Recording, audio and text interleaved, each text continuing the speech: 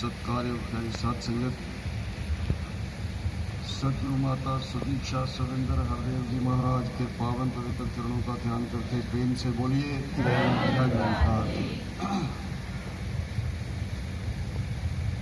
सात संगत। एक परिवार रात के समय अपने घर में सोया है। धीरे से किसी ने दरवाजा खोला और उस घर के अंदर एक इंसान प्रवेश कर गया। रात का सन्नाटा है। उस घर की जो गृहिणी है वो बहुत चुस्त है। उसने देखा कि इस रात के अंधेरे में जो इंसान हमारे घर के अंदर घुसा है, स्वाभाविक है कि वो चोर हो सकता है। चोरी के इरादे से हमारे घर में प्रवेश किया है। उसने धीरे से पतिदेव को हिलाया और कहने लगी, आप देख रहे हैं हमारे घर के अंदर कोई चोर घुस गया है? कहते हाँ देख रहा हूं। औरत निश्चिंत हो गई। अब सच में थोड़ी सी देर और बीती। उस आदमी ने उसी घर के अंदर से एक बड़ी सी चादर उठाई और जितना घर का कीमती सामान था उसमें रखना शुरू कर दिया।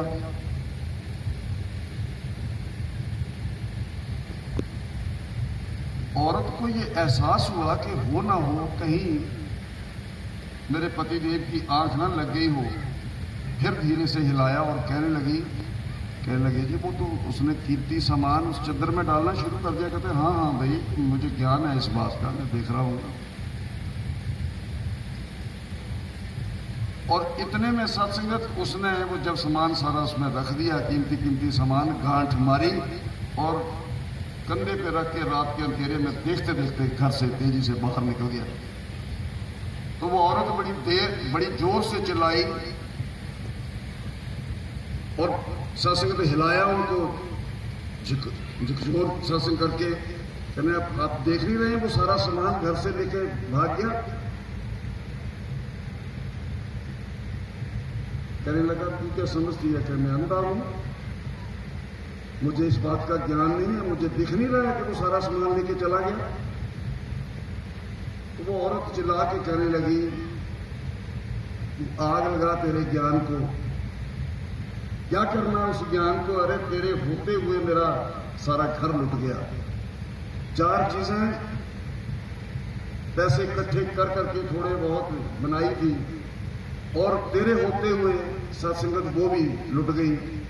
यदि आप घर में नहीं होते तो मैं अड़ोसियों पड़ोसियों को बुलाती, मैं शोर मचाती, मैं ये सत्संगत अपने घर लुटने से तो बचा लेती।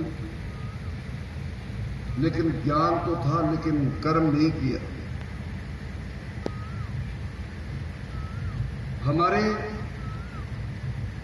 पवित्र शास्त्र हमारा ध्यान इस ओर सत्संगत आकर्षित कर रहे हैं।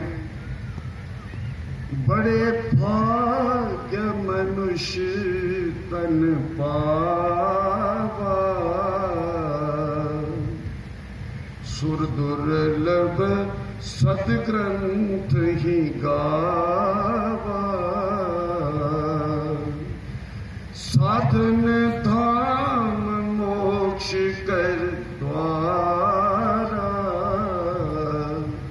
पाई ना जही परलोक संवारा। अब कोई सज्जन ये कहे कि डॉक्टर साहब आपका तो गला ही ठीक नहीं है, आपने रामचरितमानस की इस चौपाई को अच्छे सुरीले ढंग से नहीं पढ़ा। तो मैं सत्संगत बेशक मेरा गला मेरा साथ नहीं दे रहा है, कोई ठंडा गर्म खाने पीने से सत्संगत गले में कोई थोड़ी सी प्रॉब्लम हुई है। लेकिन मैं ये तो उस इंसान को पूछूंगा कि सत्संगत क्या इस चौपाई को बहुत अच्छे स्वर में पढ़ने से परमात्मा खुश हो जाएगा, तुझे इस चीज का फल मिल जाएगा यदि तू वो कर्म नहीं करेगा। चौपाई तो हमें ये कह रही है कि हे मानव, हे इंसान, तेरे बड़े ऊंचे भाग्य हैं, बड़े भाग्य मानुष तन पावा। कहीं ऐसे बोला कि बड़े भाग्य गदा तन पावा, या सत्संगत कुत्ता ही कह दो बड़ा वफादार जानवर है, या घोड़ा ही कह दो, ऐसे बोला नहीं। कहते तेरे बड़े ऊंचे भाग्य हैं कि तुझे ये मानुष तन मिला। और फिर आगे समझा रहे सुर दुर्लभ देवी देवता इस मानुष तन की प्राप्ति के लिए तरसते हैं कि ये तन मुझे सत्संगत ये मिल जाए तो इसमें जाकर इन संतों का संग करके पूर्ण सदगुरु के दरबार में पहुंचूं और इस सत्संगत प्रभु की जानकारी हासिल करके मुझे सौंखी साहब ने सत्संगत इस ओर हमारा ध्यान केंद्रित किया कि केवल और केवल इस मानुष तन में रहने वाली आत्मा को ये अधिकार प्राप्त है कि तुम कहां से आए हो और तुम्हें जाना कहां है। ये मसला हल हो सकता है। बड़े भाग्य मानुष तन पावा सुर दुर्लभ सत्ग्रंथ ही गावा। कहते सारे ग्रंथ कह रहे हैं तो देवी देवता तरसते हैं। कहते अब समय है सत्संगत इसके, जब तक ये इस शरीर में ये सांस चल रहे हैं, किवील में गाड़ा श्वास का बाजत है दिन रहम। कहते ये सदा यही दे रहा है कि कल करंती आज कर, आज करंती अब, पल में परलो होगा फिर कल करेगा कब। जब तक शरीर में तेरी आत्मा बैठी हुई है सत्संग, तब तक इसे अधिकार है कि वो सत्संगत इस परमात्मा की जानकारी हासिल कर सकती है। और केवल ये मानुष तन प्रभु प्राप्ति के लिए हुआ है। क्या समझा रहे हैं हमें महात्मा? कई जन्म भय कीट पतंगा है इंसान, ये आत्मा जो तेरी सुंदर शरीर के अंदर बैठी हुई है, इस शरीर में आने से पहले कई जन्म भय कीट पतंगा, कई जन्म कीड़े पतंगों के शरीर में रही, कई जन्म गजमीन कुरंगा, हाथियों में, मछलियों में, सर्पों में रही, कई जन्म है वर वृक्ष जोयो। ये जो वनस्पति जड़ी बूटियां हम संसार की देख रहे हैं ना, इनमें भी तेरी आत्मा रह के आई है। अंत में क्या कह रहे हैं?